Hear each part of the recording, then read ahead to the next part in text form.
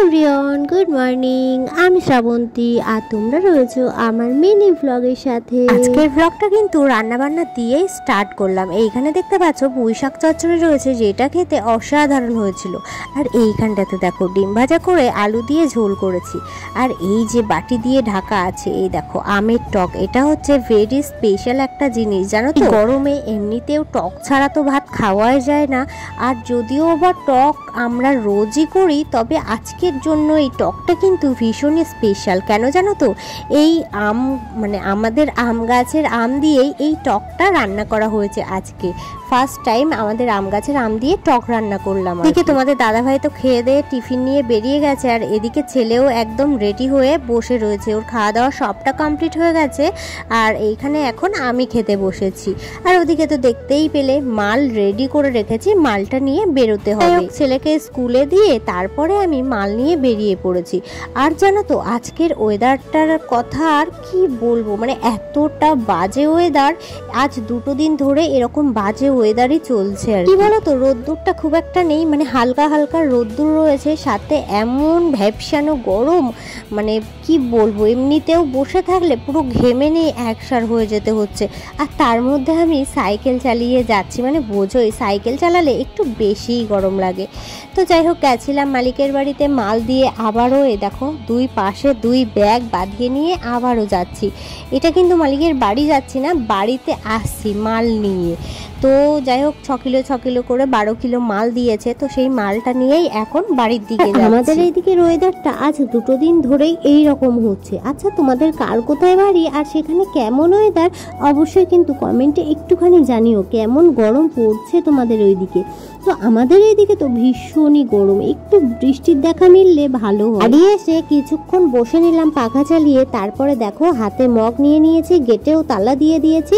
এখন যাচ্ছি মগে করে দুধ আনবো, সাথে ছেলের স্কুল ছুটির টাইমও হয়ে গেছে, ছেলেকেও বাড়িতে নিয়ে আসবো। তো যেতে যেতে দেখো দেখলাম এই মামিদের বাড়িতে গাছের তলায় মানে ছায়া ছিল এই জায়গাটায়, তাই দেখো ষাঁড়টা এসে শুয়ে রয়েছে এখানে। এই গরমে যেমন আমাদের কষ্ট হচ্ছে, তেমনই কিন্তু এইরকম সব পোষ্যদেরও অনেক কষ্ট হচ্ছে। শুধু যে একমাত্র আমাদেরই কষ্ট হচ্ছে সে এমনটা নয় গো। তো ও কিন্তু ঠান্ডা জায়গা দেখে আর ছায়া দেখে ওখানেই বসে পড়লো। ওর সাথে আসলি? রাস্তায় সাপটা বাঁচেনি না, দেখেছিস তো? যা তাহলে ঠামাবাড়ি যা, ঠামাবাড়ি দেখবে যা একটা ষাঁড় বসে রয়েছে ধাপের ওই পাশে, যা।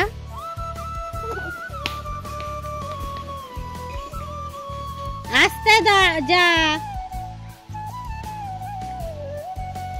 আমি ওকে প্রথমেই আনতে যাচ্ছিলাম স্কুলে, যে ওকে নিয়ে এসে তারপরে আমি দুধ আনতে যাব। তো ওকে আনতে যাচ্ছিলাম, আর রাস্তায় দেখি ও একা একাই চলে এসেছে আর একটা বন্ধুর সাথে আর কি। তো ও এসে ও ঠাম্মা বাড়িতে ছিল, তারপরে আমি দুধ নিয়ে আসলাম। এসে এই যে ও গেট খুললো, ভিতরে ঢুকলাম। আর এই দেখো দুধও নিয়ে আসলাম, সাথে তরমুজও নিয়ে আসলাম। আসলে ওই যে মামিদের বাড়িতে দুধ আনতে যাই, সেই মামিই দিল আর কি। তো এখন তো তরমুজ খাবো না, কারণ এখন ভাত খাবো, খেয়ে দুজনে একটু শোবো। তো যার কারণে তরমুজটাকেও ফ্রিজে রাখলাম আর দুধটাকেও ফ্রিজে রেখে দিলাম। রুটি পরোটা তিনটা চপাতি, রুটি পরোটা তিনটা চপাতি, তব তব সব সব নাই না মে নাই তো এক নারি, তব নাই মে নাই তো এক নারি, জগদারি কাহে তো মন মে নারি রে তো মন মে। যাই হোক, ওদিকে ছেলে ঘুমাচ্ছে, আর তোমরা তো তখন দেখেইছিলে দুটো ব্যাগ ভরে আমি মাল নিয়ে এসেছি আজ। তো আমি আর ঘুমাইনি, একটুখানি রেস্ট নিয়ে এই যে এখন উঠে পড়েছি। আর এখন আমি বসে মাল করব, তাই জন্যই দেখো একটা ব্যাগ বের করে নিয়ে এসেছি। এই ব্যাগটারটা কমপ্লিট করে তারপরে ওই ব্যাগটা ধরবো আর কি। সবটা একবারে বের করে নিয়ে আসলে তো হবে না, এক একটা করে করতে হবে। তো এদিকে গামলা, তারপরে যে মাপটা রয়েছে সেই মাপটা নিয়ে নিয়েছি, এখন বসবো মাল করতে। তো সবে মাত্র সন্ধে হলো, আমি উঠে সন্ধে দিলাম। আর এদিকে আমার 6 কিলো মাল কিন্তু রেডি হয়ে গেছে। তো এই যে প্যাকেটের মধ্যে ভরে নিচ্ছি, মানে একটা ব্যাগের মাল পুরো কমপ্লিট হয়ে গেছে, আর একটা ব্যাগের মাল রয়েছে। তো এখন সন্ধে দিয়ে নিয়েছি হাত পা ধুয়ে। আর এবার কি করব জানো তো, এখন তো আমাকে ছেলেকে পড়াতে বসতে হবে। তো তো তার জন্য এই মালগুলো গুছিয়ে রাখছি, তারপরে হাত পা ধুয়ে ওকে পড়াতে বসবো। আজকের ওয়েদারটা তোমরা দেখেইছিলে, এতটা গরম দিচ্ছিল যে কি বলবো। আর তোমরা তো সবাই জানোই যে এই কাজ করতে গেলে পাখা চালিয়ে কাজটা হয় না, তার কারণে একটু কষ্ট হয় আর কি কাজটা করতে। তবুও যখন অনেকগুলো টাকা একসাথে হাতে পায় না, সত্যি ভীষণ আনন্দ হয়। প্রথম যেবার টাকা হাতে পেলাম, মানে আমি একবারই টাকা হাতে পেয়েছি, তো সেইবার আমি 1500 টাকা একসাথে হাতে পেয়েছিলাম।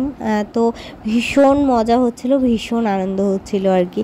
তো যাই হোক, এদিকে 6 কিলো মাল কিন্তু আমার কমপ্লিট হয়ে গেছে, আর 6 কিলো মাল এখানে রেডি করে রাখলাম। এদিকে দেখো, যেহেতু আমি সাইকেলে করে মাল নিয়ে আসি, সেহেতু মালগুলো না একটু গুঁড়ো গুঁড়ো টাইপের হয়ে যাচ্ছিল। তো যার কারণে আমার যে মানে যারা মাল দেয় তারা বললো এরকম বোর্ডটা ব্যাগের পাশে দিয়ে নিতে।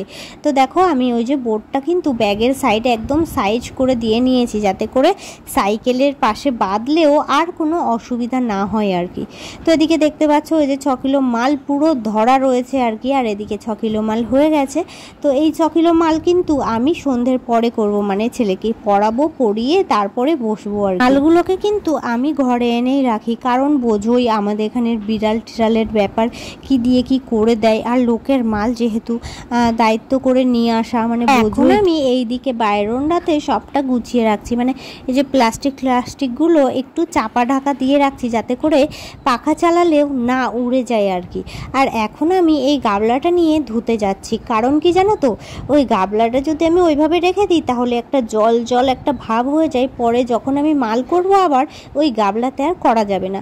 তো তার জন্য দেখো গাবলাটাকে ধুয়ে এনে রাখলাম, আর এদিকে আমি হাত পাও ধুয়ে ফ্রেশ হয়ে নিয়েছি, কারণ এখন বসাবো ছেলেকে পড়াতে। আর কষ্ট হয়ে গেছে তোমাদেরকে তো বললামই, তাই জন্য একটু জল খেয়ে নিচ্ছি। তো এরপরে আমি ছেলেকে পড়াতে বসবো, তারপরে ওর পড়ানো হয়ে গেলে আবারও মালে বসবো। আরও 6 কিলো মাল আমাকে রেডি করতে হবে রাতের মধ্যে। আজকের ব্লগটা আমি এখানেই শেষ করছি। ভিডিওটা ভালো লাগলে অবশ্যই লাইক করে দিও, আর সুন্দর করে একটা কমেন্ট করে দিও।